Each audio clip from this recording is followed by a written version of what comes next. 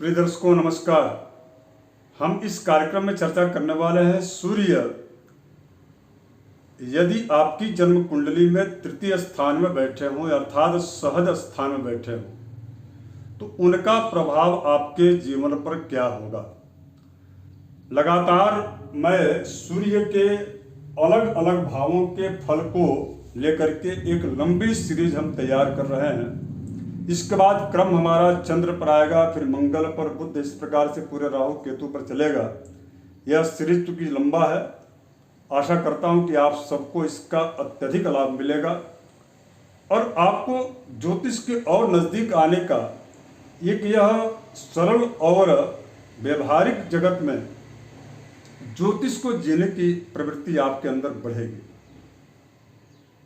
तो आइए आज हम चर्चा करते हैं सूर्य, चूंकि अपने जो उनके सबसे करीब वैचारिक रूप से अधीनस्थ जो ग्रह हैं, मंगल, जिस स्थान के वो कारक होते हैं उस स्थान में अगर यदि सूर्य रहें तो निश्चित रूप से मैं ये कहूँगा कि 95% दोनों ग्रहों का सम्मिलित फल, मिश्रित फल उस व्यक्ति के जीवन में देखने को मिलेगा।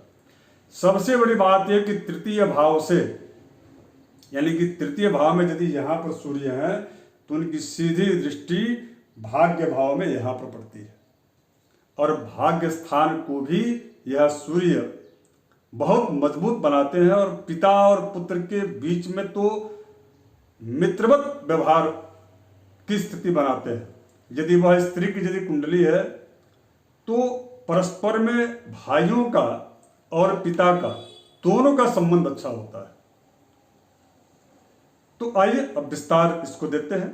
इस कार्यक्रम से आप जुड़े रहिए। नए यदि आप दर्शक हैं तो मैं पुनः आपसे आग्रह करूंगा कि आप सब्सक्राइब जरूर कर लीजिएगा। तो आइए, अगर यदि सूर्य यहां पर है तो आप ये समझ लीजिए कि बेसिकली अर्थात 60% से लेकर के और 75% तक जो है आपके जीवन में निश्चित रूप से इसका प्रभाव पड़ेगा। सूर्य अगर यदि तृतीय स्थान में है, सूर्य का प्रकृति क्या है, गुण स्वभाव क्या है, मैं पहले कह चुका हूं, मैं उस पर नहीं जाता। यहां पर वो पर्टिकुलर आपको क्या दे रहे हैं मैं उसी पर चर्चा करूंगा। सूर्य यदि यहां पर है तो वह व्यक्ति अपने प्रियजनों का हितैषी होता है। सदैव वह निरंतर उसकी सोच अपनों के प्रति आकर्षित करती है उस व्यक्ति को और वह अपनों के हित में क्या करना चाहिए इसका चिंतन मंथन निरंतर वह व्यक्ति करते रहता है। दूसरा, ऐसे व्यक्ति चूंकि साहस और धैर्य इसके कारक ग्रह मंगल यहाँ पर जो है पूर्ण कारक ग्रह होते हैं और सूर्य राजा है तो मंगल को सेनापति कहा गया है।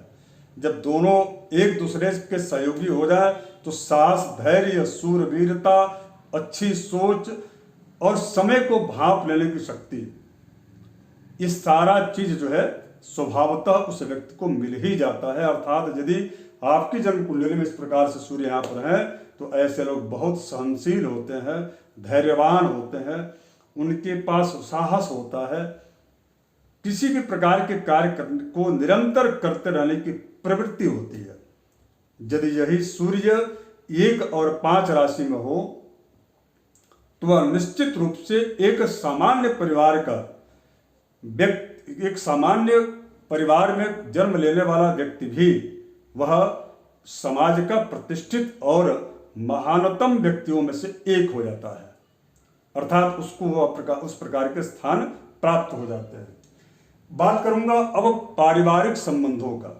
तो देखिए यहाँ पर चूंकि यह भाई का, छोटे भाई का जो है कारक भाव होता है, मंगल और सूर्य परस्पर में यदि केवल यहाँ मंगल है तब तो उनके लिए ठीक होता है, किंतु यदि यहाँ पर सूर्य होते हैं तो सूर्य ये चाहता नहीं है कि कोई उसके जो है वह प्रायः देखा गया यदि उच्च के हैं तो ऐसा शास्त्र का मत है कि छोटे भाई होते ही नहीं हैं।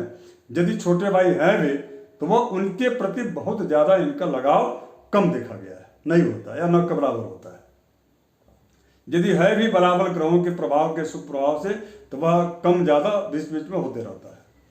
अब हम बात करेंगे जो है पिता सूर्य अगर यदि यहाँ पर बैठते हैं, एक बात मैं आपको बता रहा हूँ कि यह व्यक्ति अपने पराक्रम से पिता के द्वारा दिए गए चल और अचल संपत्ति में यह व्यक्ति कई गुना वृद्धि करके और पिता के चल अचल संपत्ति को बढ़ाने का काम करते हैं। अब इसमें पौरुष चूंकि धर्म, अर्थ, काम और मोक्ष 4 प्रकार के हैं, तो तृतीय भाव में बैठे हुए तो वह अर्थ की वृद्धि अर्थात धन की वृद्धि भी करते हैं। ऐसे लोग अपने पिता के पैतृक संपत्ति में को बढ़ाते भी हैं, या उनके पिता के किए गए व्यापार या व्यवसाय में यदि हाथ बटाएं या काम करें तो ज़्यादा इनको उन्नति प्राप्त होती है। उसमें विस्तार ये लोग देते हैं, चूंकि विस्तार करने की इनकी सोच या प्रवृत्ति होती है। कुल मिलाकर के शास्त्र ये कहते हैं कि अगर यदि तृतीय भाव में सूर्य है तो वह व्यक्ति अपने पिता के कार्यों में प्रगति करने का एक बहुत बड़ा श्रेय या योगदान पिता के द्वारा उसको प्राप्त होता है, देते हैं। तीसरा 5वां चीज है धार्मिक, धर्म भाव को देखना, यानी कि सूर्य राजा कूटनीतिक भी है और वह अपने शासन प्रशासन को भली भांति चलाने के लिए उनको यदि यज्ञ यागादि और पूजा पाठ, बड़े बुजुर्गों का सम्मान करना भी, आदर करना भी इनको आता है। किंतु वही है कि यह अपने विचार को ये चाहते हैं कि हमारे विचार को लोग जो है स्वीकार कर लें। यदि कोई विरोध किया तो उसके फिर जो है विरुद्ध या उसके प्रति जब तक वो नहीं मानेगा तब तक उसके पीछे लगे रहते हैं। ये इनकी मूल प्रवृत्ति है और ये यहाँ पर मिलता ही है। अब हम बात करेंगे कि अगर यदि इस प्रकार की स्थितियां विशेष रूप से सूर्य यहाँ पर बैठे हुए हैं और इन पर यदि गुरु की दृष्टि पड़ जाती है तो ऐसे जो लोग होते हैं वह निश्चित रूप से एक दौर के बाद, एक समय के बाद वो जो है अपने आप को सांसारिक सुख से विरक्त कर लेते हैं। यह चूंकि व्यापार का कारक भी ग्रह होता है, व्यापार यदि बुद्ध देखते तो व्यापार में वृद्धि कराते हैं। पराक्रम उस व्यक्ति को यानी कि बिल्कुल जो है सामान्य सी यदि कोई व्यवस्था या कोई फील्ड या क्षेत्र या विभाग का उनको विभागाध्यक्ष या उनको जो है कार्याध्यक्ष बना दिया जाए या उनको नेतृत्व करने के लिए किसी संगठन में दे दिया जाए तो वह राज सत्ता तक को प्राप्त करने में जब तक जो है वह कार्य सिद्ध नहीं हो जाता तब तक निरंतर उस कार्य में बड़े निष्ठा से लगे रहते हैं। निष्ठावान ऐसे लोग होते हैं, ऐसे व्यक्तियों पर विशेष रूप से विश्वास करने लायक रहता है और विश्वास करना चाहिए। व्यापार का क्षेत्र हो, फील्ड हो, पारिवारिक क्षेत्र हो, मित्रता का क्षेत्र हो, इत्यादि चीजों में इन ऐसे जो लोग होते हैं जिनके जो है सूर्य यहाँ पर बैठे होते हैं वो जो है अपना नुकसान करके जो जिसके साथ होते हैं उनका साथ निरंतर देते रहते हैं। छल कपट या उनसे धोखा बिल्कुल नहीं करते। ऐसे लोग बहुत विश्वसनीय होते हैं।